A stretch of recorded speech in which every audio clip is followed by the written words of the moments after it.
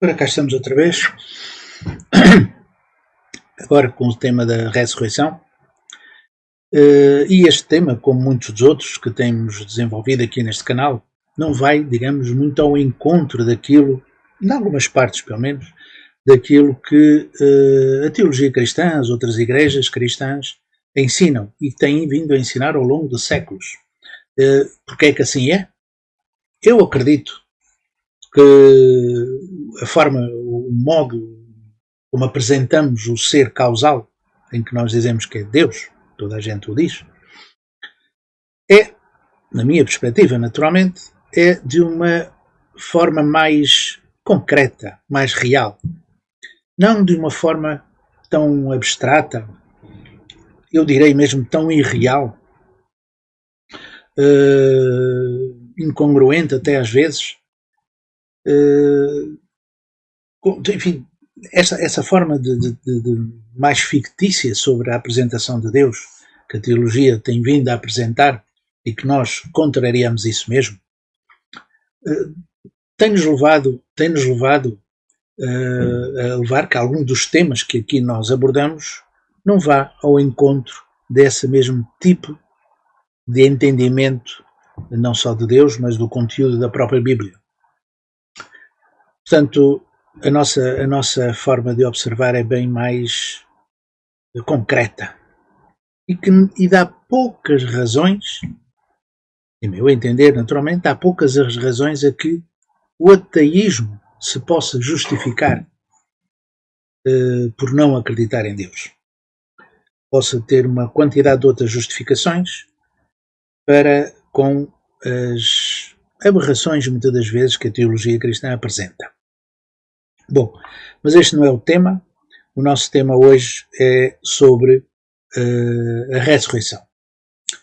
E essa ressurreição, mas antes disso, deixai-me agora, peço no início, para que, se gostarem, coloquem o tal clique na mãozinha, aí embaixo, ou se não gostarem, na mãozinha ao lado, e também, se entenderem que o devem fazer, que o devam fazer, partilhem o vídeo, ou este ou outros, para que o canal possa vir a crescer e esta mensagem possa também ser ouvida por muitos, mesmo que não acreditem naquilo que eu estou procurando transmitir. De modo que eu peço que assim possam ver, possam fazer, e vamos então ao tema sobre a ressurreição.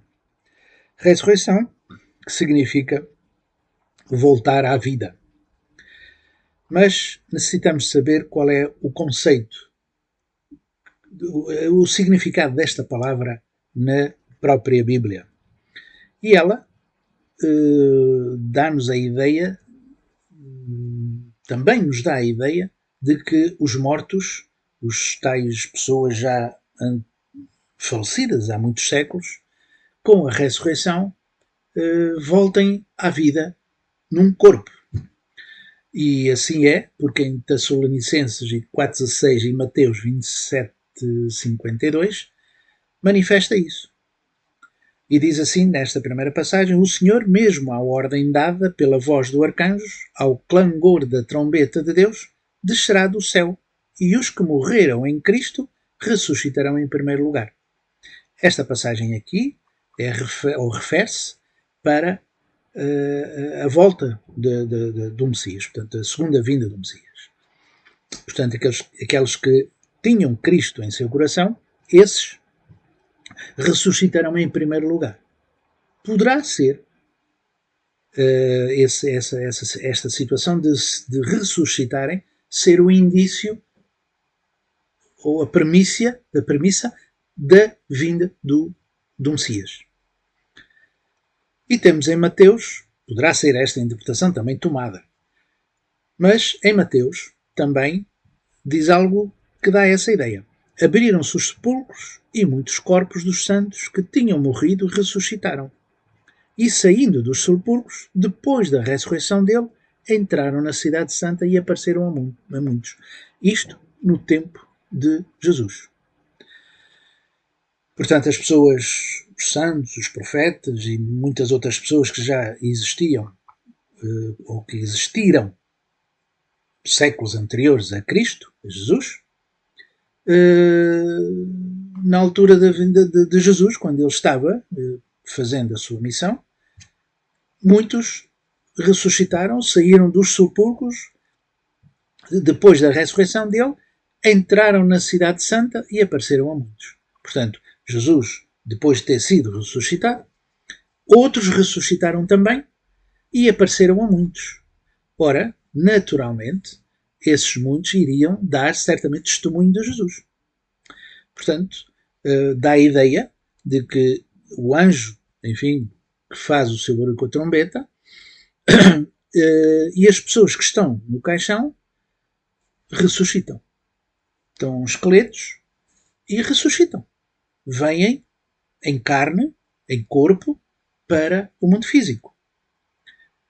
E eu pergunto, será que realmente esta interpretação deve ser feita de uma forma literal?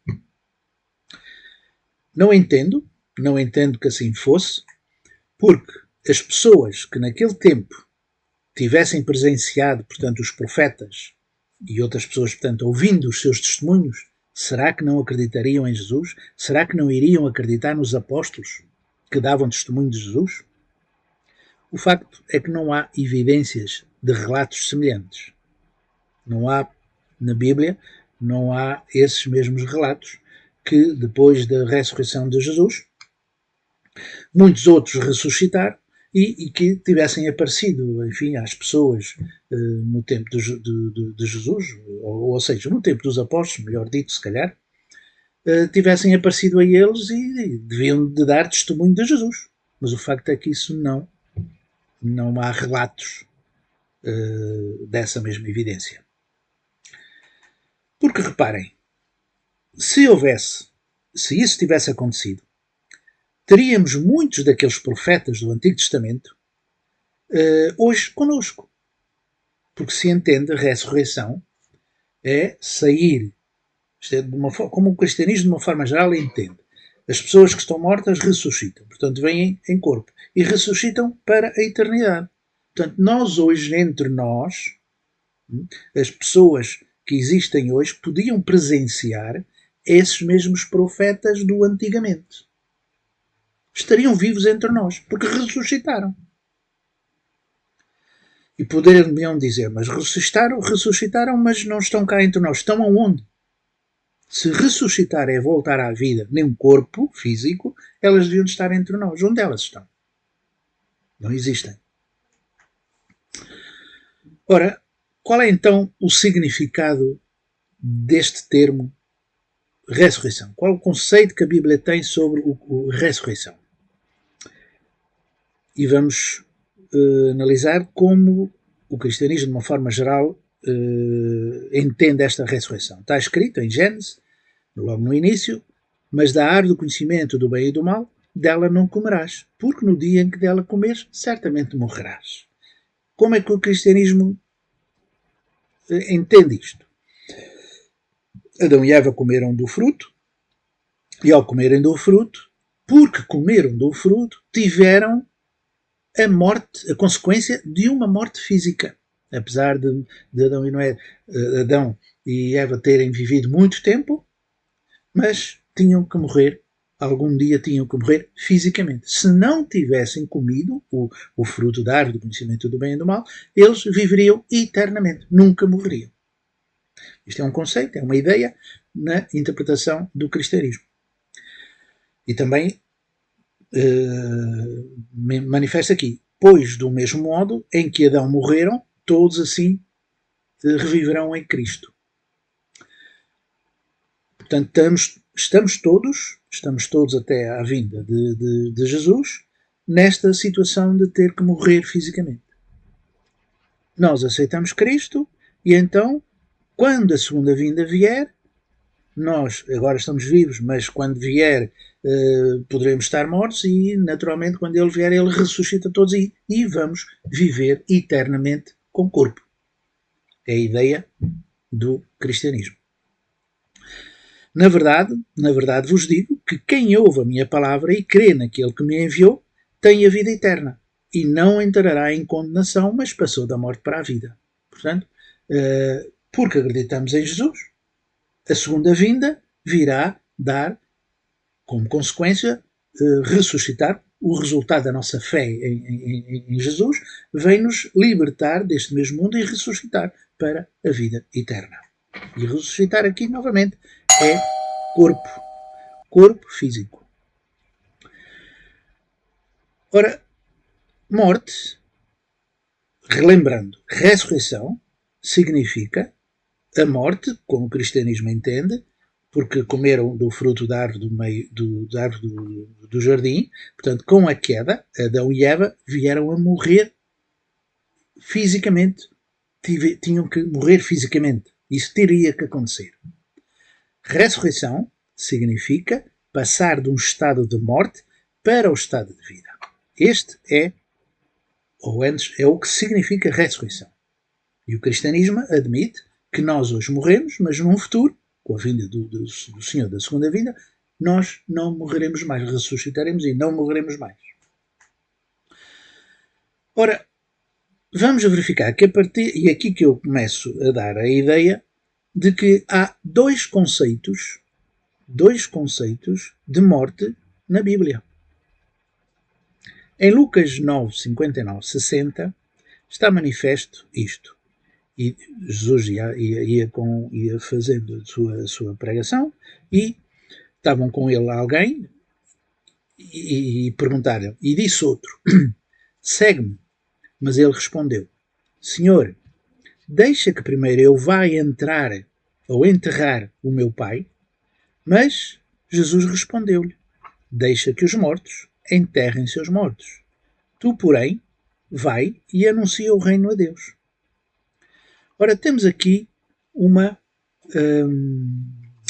dois tipos de morte. Deixa que os mortos enterrem seus mortos. É o que Jesus diz. Vou colocar outra vez a passagem. Ele diz, segue-me, mas ele respondeu. Portanto, Jesus dirige-se a alguém, deixa tudo e segue-me. E a resposta desse disse, Senhor, deixa que primeiro eu vá enterrar meu pai. Mas Jesus responde, deixa que os mortos enterrem seus mortos. Tu, porém, vai e anuncia o reino de Deus. Portanto, há dois tipos de mortes aqui. Os mortos que enterram os seus mortos. Portanto, os primeiros mortos refere-se às pessoas que estão vivas. Pessoas que estão vivas fisicamente, mas estão, devido ao pecado original, estão como que mortos. Isto é, não têm uma relação direta com Deus. Estão sob o domínio de Satanás. Porque se tivessem vida, elas estariam no domínio de Deus. Estavam na esfera do domínio de Deus. Isto é, uma relação direta com Deus. Era uma relação tal qual como Jesus. Jesus falava, comunicava com Deus como nós comunicamos com as pessoas do dia a dia. Jesus tinha essa relação com Deus. Estava vivo. Portanto, deixa que os mortos, estas pessoas que estão vivas, mas desconectadas com Deus, por herança de Adão e Eva, enterrem seus mortos. Portanto, naturalmente, estes segundos mortos são verdadeiramente mortos em corpo físico. Porque vivos significa as nossas funções fisiológicas estavam funcionando, estavam ativas. E estes mortos, então, são realmente aqueles que morreram fisicamente. Então, deixa que estes mortos, apesar de vivos, enterrem seus mortos. Portanto, é aqui um paradoxo que penso que passa a não ser nenhum paradoxo para poder ficar claro. Portanto, a própria Bíblia menciona dois tipos de morte. Os mortos, que somos nós, afinal, fisicamente falando, estamos vivos, mas estamos mortos espiritualmente. E os mortos que fisicamente deixam de ter as suas funções em funcionamento. E também há outras passagens que nos pode ajudar a perceber que nós estamos realmente mortos espiritualmente, não é fisicamente. E perceber então porque é que, ou que tipo de morte é que Adão e Eva provocaram. Em João, diz: nós sabemos que temos passado da morte para a vida, porque amamos os irmãos. Quem não ama permanece na morte. Então há aqui já uma condição para nos tornarmos vivos, que é amar. E foi a mensagem que Jesus nos deixou, foi esta: se acreditais em mim, nós passaremos a passar de morte para a vida, porque acreditamos em Jesus. Isto é, acreditar em Jesus significa viver de acordo com o que ele nos deixou como referência, como exemplo. Então, estamos a desenvolver vida em nós próprios. Passamos da morte para a vida. Uma condição para termos vida é amar. Em Romanos diz: pois as tendências da carne são morte, mas as do espírito, vida e paz. Quais são as tendências da carne? Que provocam morte. E de uma forma enfim, muito mais direta, se calhar menos simpática, o que é isto de carne? Carne refere-se ao corpo. E o corpo é como um animal qualquer. O corpo tem necessidades. O corpo tem apela para determinadas necessidades, como alimento, descanso e sexo. 3 coisas. Não pede mais nada. Pede só isto: descanso, alimentação e sexo.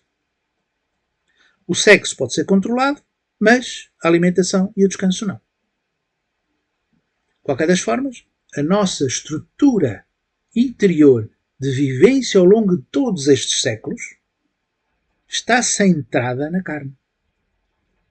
Porque nós preocupamos para saber o que é que podemos comer, preocupamos como descansar, portanto procuramos ter casa, ter determinado descanso físico, porque se não o tivermos também não somos capazes de aguentar viver, e o sexo. Esta é a nossa preocupação básica em todos os séculos. O espírito fica para segundo plano, isto é, os valores da verdade, os valores do conhecimento, os valores da moral, tudo isto fica para segundo plano, porque a minha preocupação primária é saber se posso comer, se posso descansar e se também posso fazer sexo. Então toda a nossa vida, toda a estrutura cultural de todas as sociedades neste mundo baseia-se na carne. É claro que, felizmente, muitas pessoas sentem que não é só de pão que vive o homem, mas da palavra de Deus. Portanto, não é só o pão que vive o homem. O pão, o que é que quer dizer aqui? É alimento para o corpo, mas da palavra. A palavra alimenta o nosso espiritual. E essa palavra tem valores como uma determinada moralidade, o conhecimento. Esse conhecimento é um conhecimento interior e não o conhecimento externo das coisas. É o que esta passagem nos quer dizer. O amar, a preocupação por amar é procurar transmitir esta vida interior a nós próprios. Em Apocalipse, tenho a impressão que isso pode ser reforçado. O anjo da igreja de Sardes escreve: isto disse aquele que tem os 7 Espíritos de Deus e as 7 estrelas. Conheço a tua conduta. Tens nome como de quem vive, mas estás morto. Portanto, o Apocalipse é o livro, é o último livro da Bíblia que fala sobre, ou profetiza sobre a vinda do Messias. Portanto, ele está a dizer que estas pessoas que têm nomes de vivos somos nós. Mas afinal estamos mortos. Porquê? Por causa dessa mesma espiritualidade que não existe na dimensão que Deus pretendia. Portanto, quem vive, vive fisicamente, mas está morto espiritualmente. É o que querá significar esta mesma passagem. Portanto, tens nome de quem vive, mas estás morto. Desculpa, este é um slide repetido. Acabei por me esquecer de apagar este. Mas pronto, é a mesma coisa. Portanto, tens nome de quem vive, vive fisicamente, mas estás morto, morto espiritualmente. Eu até acredito que muitas das pessoas a quem eventualmente possam escutar isto, muitas delas provavelmente não entendem o que é que eu estou a dizer. Este valor interior. Essas pessoas estão mais do que mortas. Se não entendem o que está por trás de toda uma mensagem bíblica, essas pessoas, não tendo essa sensibilidade, estão mais do que mortas. Têm nome vivas, não é? Estão vivas realmente, mas interiormente não percebem. Jesus respondeu. Esta é outra passagem que reforça o que estou dizendo. Jesus respondeu: Eu sou a ressurreição e a vida. Aquele que crê em mim, ainda que venha a morrer, viverá. E todo aquele que vive e crê em mim, não morrerá jamais. Creem nisto? Então este morrer, ainda que venha a morrer fisicamente, ele viverá espiritualmente. Tem sua vitalidade espiritual. Não é alguém que morre com o corpo físico. Morre física e morre espiritualmente. Aliás, espiritualmente já está morto. Segundo o conceito bíblico, não estamos mortos. Porque não temos a relação de unidade absoluta, como Jesus tinha, com Deus. Há cristãos que não aceitam isto. Há cristãos que dizem: não, isso não é possível, nunca será possível. Nós não temos essa ideia. Porque Deus como Pai quer que o Filho o represente na íntegra. Quer que o Filho seja a imagem do Pai na íntegra. Quer que o Filho seja a unidade total e integralmente com o Pai. E para ser integralmente e ser totalmente unido ao Pai, eu tenho que representá-lo na íntegra. E na íntegra significa ter a mesma espiritualidade que o próprio Pai, neste caso Deus. Mas é impossível eu ser o meu Pai. Meu Pai é o meu Pai e eu sou o seu filho. É impossível eu misturar-me com ele. Ser como que ser superior. Pronto, não pode ser, é impossível. Isso é impossível. Pai espiritualmente, o meu pai fisicamente, é meu pai e eu nunca poderei ser pai dele. Portanto, é esta relação exatamente como Deus e o Filho. O Filho deve ser a imagem, deve ser o representante, deve ser o que transmite. Como Jesus diz, caramba, como Jesus diz. Jesus diz que quem me vê a mim, vê o Pai. São duas pessoas. São dois seres. Deus se transmitiu em Jesus. Se reflete em Jesus. Mas são dois seres. Mas há cristãos que não aceitam assim. Há cristãos que não admitem essa mesma absoluta unidade. Isto poderá ser analisado. Eu certamente irei fazer um vídeo a falar como nós concebemos essa mesma unidade. Até mais. Por que razão Deus criou o ser humano? Mas isto é outro tema. Portanto, ainda que venha a morrer fisicamente, ele viverá espiritualmente. E todo aquele que vive e crê em mim não morrerá jamais. Portanto, todo aquele que vive fisicamente, mas acredita, ele jamais morrerá espiritualmente. Porque está conectado com Jesus, está conectado com o exemplo de Jesus e assim se esforça por viver. Então ele vai constantemente adquirir elementos de vida pela eternidade. Acreditamos nisto? Pergunta Jesus.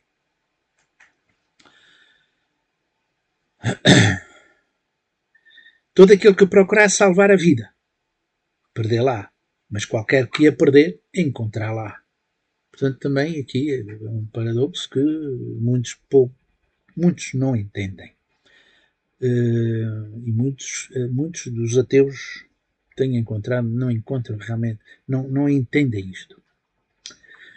Bom, todo aquele que procura salvar a sua vida física, isto é, está centrado naquelas três coisas, naquelas três situações que o corpo procura, alimento, descanso e sexo, é esta a vida que eu conheço e é isto que eu procuro.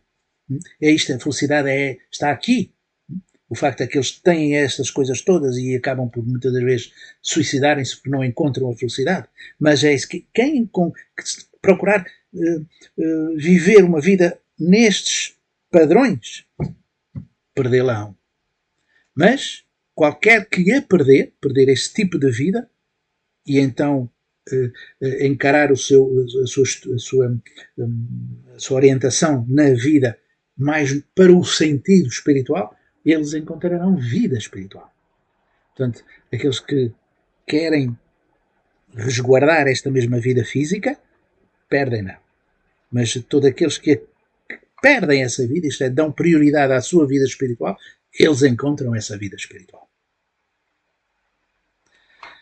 Portanto, a morte aqui está condicionada a esta estrutura cultural, isto é, a viver mais centrado no corpo, nas necessidades do corpo, não nas necessidades do físico. Foi isto que Adão e Eva provocaram à sociedade humana.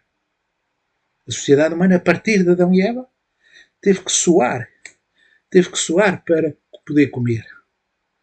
E a sua necessidade, ao longo da vida, era realmente procurar alimento e desenvolver uma cultura no sentido de sobrevivência. E essa sobrevivência tem que ser mantida, procurando comer e depois descansar, comer, descansar, comer, descansar. E é essa a estrutura que nós temos vindo a ter ao longo destes séculos. E essa é a morte espiritual. Não é morte física, porque a morte física naturalmente acontece. E acontece porquê? Porque tem que acontecer. Qualquer ser animal tem o seu tempo de vida e depois morre. E esse ser animal é constituído pelos mesmos elementos que o corpo físico. Se Deus é absoluto, se Deus não muda as suas leis. Portanto, a estrutura física, a estrutura molecular que existe nos animais é a mesma que existe nesta. Nós alimentamos-nos do que a natureza nos dá. Então, se a natureza, na sua estrutura, tem um determinado período de vivência, tem também, ao fim desse período de vivência, falece, morre. Então essa mesma estrutura é passada para o ser humano físico e também ele vai morrer fisicamente, inevitavelmente. Mas há uma razão por isso assim ser também. Jesus, na Bíblia está escrito: semeia-se corpo natural, ressuscita-se corpo espiritual. Se há um corpo natural que é este, há também um corpo espiritual. A Bíblia diz, afinal, temos um corpo espiritual que necessita de ser alimentado tal qual como este se alimenta. Por isso Jesus diz, nem só do pão vive o homem, mas da palavra de Deus. Essa palavra é o alimento espiritual que vai revitalizar, que vai dar vida ao corpo espiritual e que Adão e Eva mataram. Entre aspas aqui o mataram. Adão e Eva rejeitaram essa palavra, rejeitaram esse conhecimento de Deus para seguir um anjo.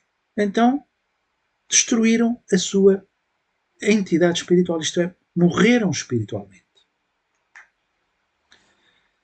Esta é uma explicação que já foi dada no início de alguns vídeos, no início deste canal, em que está escrito em Gênesis 2:7. E formou o Senhor Deus o homem do pó da terra e soprou em suas narinas o fôlego da vida. E o homem foi feito alma vivente. Portanto, este é o mundo físico, este o mundo espiritual. Esta passagem diz que Deus soprou nas narinas. Vamos supor que, enfim, alguma coisa aconteceu, não sou capaz de explicar esta situação, mas o espiritual entrou no ser humano. Essa força energética, essa força ativa, está no homem, diferente, portanto, do resto da natureza, tudo diferente de todos os outros animais, e que este mesmo ser foi crescendo, desenvolvendo-se, a pouco e pouco, até se tornar, ou se devia ter tornado, num estado maturo, num estado adulto, em que esta relação o nosso eu espiritual, aquilo que Deus nos insuflou pelas narinas, devia se desenvolver. E o nosso eu físico. Havia aqui uma relação. Esta é a relação essencial para eu poder, enquanto estou na Terra, para eu poder crescer espiritualmente. Porque ao longo de uma vida eu vou tendo experiências. Erro muitas vezes. Falho muitas vezes. E são essas falhas, são esses erros que me vão dar essa maturidade interior. E, portanto, qual é a maturidade interior que eu devia de atingir? Era a maturidade do amor. Por isso Deus diz, façamos o homem à nossa imagem e semelhança, isto é, se Deus é amor, nós devíamos crescer e desenvolver esse potencial de amar tudo o que me rodeia. Porque ele também diz dominar. Portanto, eu só devo dominar da mesma forma que Deus domina, pelo amor. Então eu também devo dominar pelo amor. E isso foi com a queda, com o comer do fruto de Adão e Eva, isso foi eliminado. Essa possibilidade de nos tornarmos perfeitos. Outra coisa que o cristianismo de princípio não... Alguns, a maioria não aceita, que nós dizem que nós já éramos perfeitos, porque Deus, o que criou Deus, criou tudo bom, portanto é perfeito. Não significa que seja assim, porque a semente é boa, todas as sementes são boas, mas ela tem um período para crescer e desenvolver-se e tornar-se uma árvore, e essa árvore dá frutos. Portanto, o princípio que nós afirmamos que o ser humano não era perfeito, mas devia de atingir a perfeição, é porque Deus criou leis e regras em todas as coisas. E Deus é imutável. Portanto, o próprio ser humano, ao ser criado, também devia de desenvolver o seu estado de aperfeiçoamento. E a perfeição não é um estado em que termina aqui, já sou perfeito, não. A perfeição é um estado de contínuo crescimento. Eu às vezes digo, aperfeiçoar a perfeição. Aperfeiçoar a perfeição. Aperfeiçoar a perfeição. E isto é que cria movimento. Isto é que cria ação. E o desenvolvimento espiritual é infinito. Como Deus é infinito. De forma que deveríamos realmente desenvolver esta relação entre o meu eu espiritual e o meu eu físico para adquirir essa maturidade. Adquirindo essa maturidade, eu estaria unido a Deus, ao amor de Deus. Então poderia concluir que estava vivo. Mas isto não aconteceu.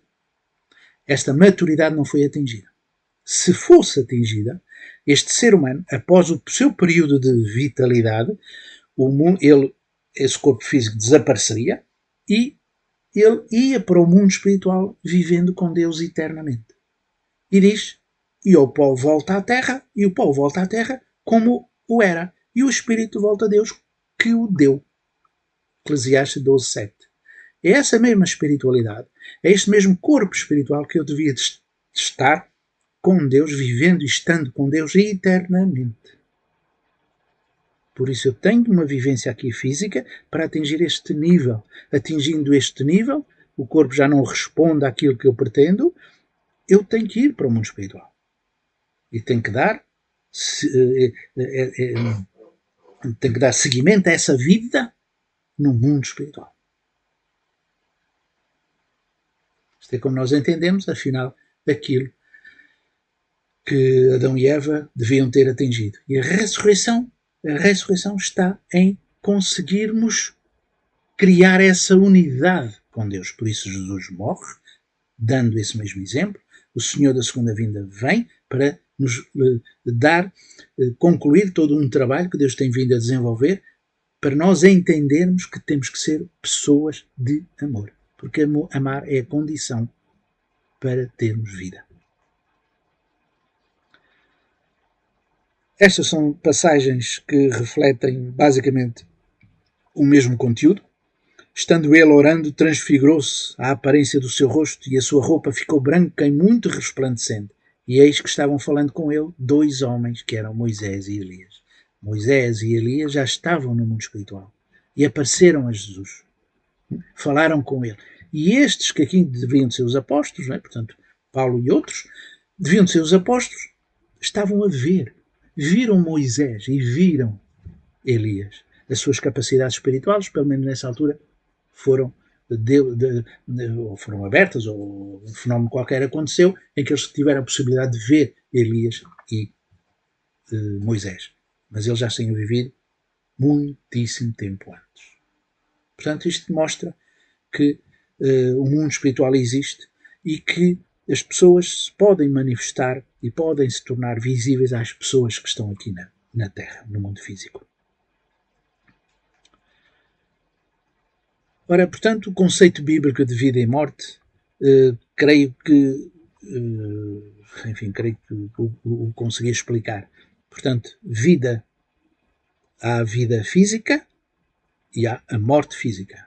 Mas, no entanto, a vida espiritual, ela pode ter vida ou não ter vida de acordo com a nossa atitude, de acordo com a nossa forma de vivência nesta Terra.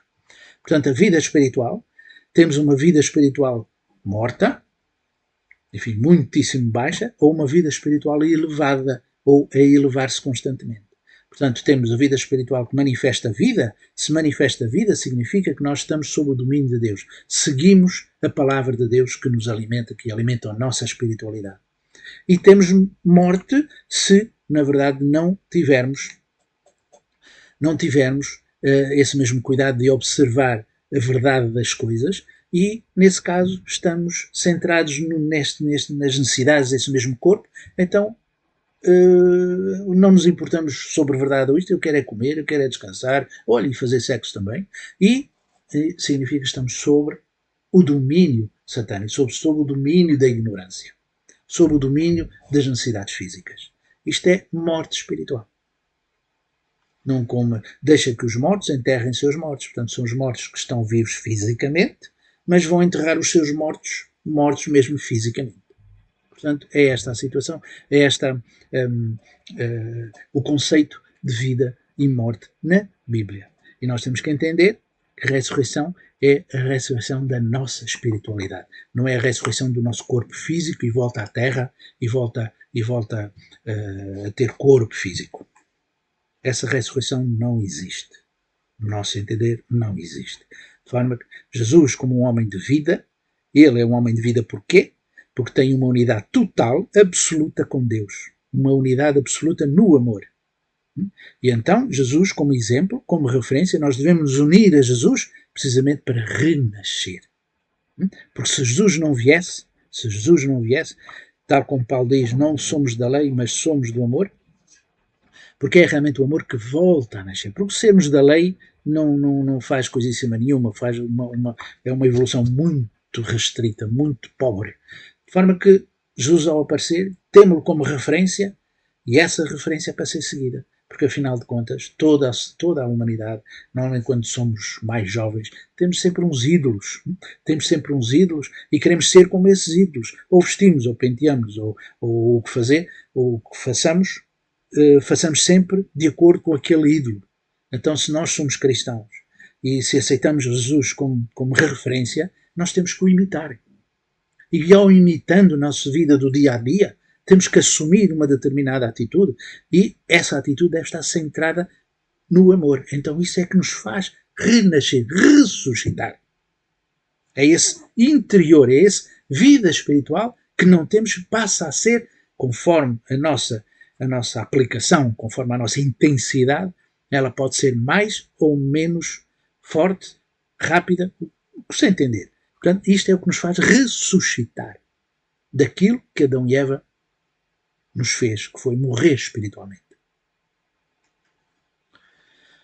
Então, a ressurreição, do ponto de vista da humanidade, nós temos, da mesma forma que Adão e Eva deviam estar num estado de formação, no seu crescimento, no estado de crescimento e no seu estado de aperfeiçoamento, a humanidade como um todo também tem vindo a processar-se este crescimento de acordo com estas três fases.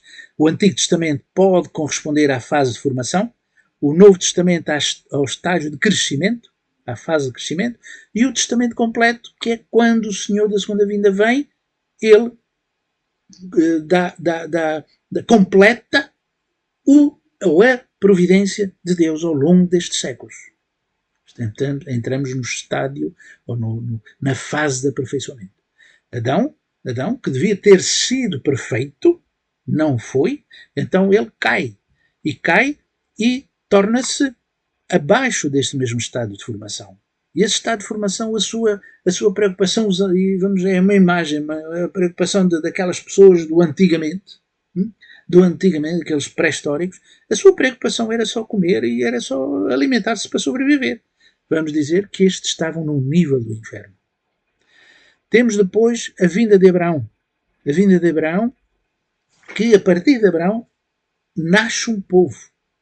Esse povo mais tarde vem a receber os 10 mandamentos. Esses 10 mandamentos pode corresponder a um estado de formação espiritual dessa mesma humanidade, que pode corresponder ao espírito forma.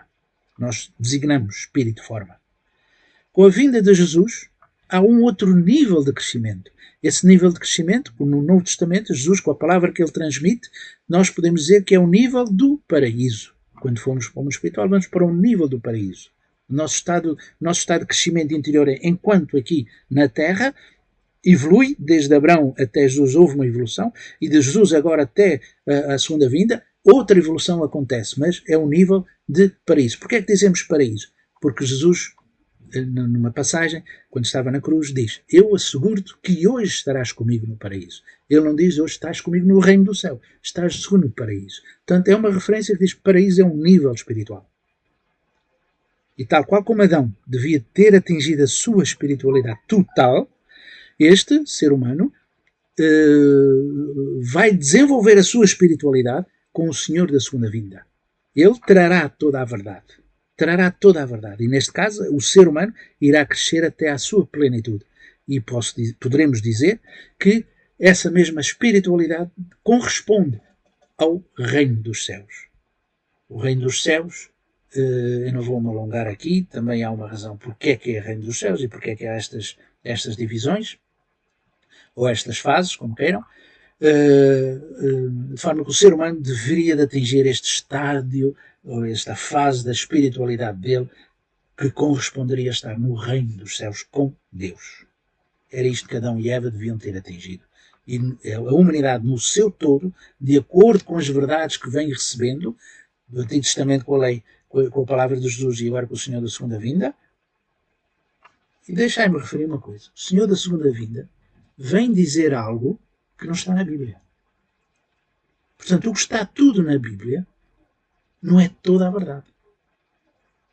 Porque na Bíblia está escrito: quando o Senhor da segunda vinda vier, quando o Senhor vier, ele dir-vos-á toda a verdade. Então significa que não está tudo na Bíblia. E Jesus diz: vocês querem saber, vocês não entendem as coisas da terra, como quereis entender as coisas do céu? Diz Jesus. Ora, as coisas do céu o que é? Ninguém sabe. Portanto, na Bíblia não é toda a verdade. Fala sobre a verdade, mas não é toda a verdade. Porque a própria Bíblia diz que nós ainda devemos de conhecer mais coisas. Portanto, o Senhor da segunda vinda irá dizer-nos algo mais que Jesus não disse, nem na Bíblia está manifesto, para nos podermos levar ao estado ideal, ao estado espiritual ideal. Isto é ressurreição. Ao longo da humanidade, ao longo da história, a humanidade como um todo tem vindo a ser trabalhada de modo a ressuscitar. Isto é, renovar ou voltar à relação com Deus. É este o processo que tem vindo a desenvolver do nosso ponto de vista. Portanto, é tudo quanto me ocorre transmitir.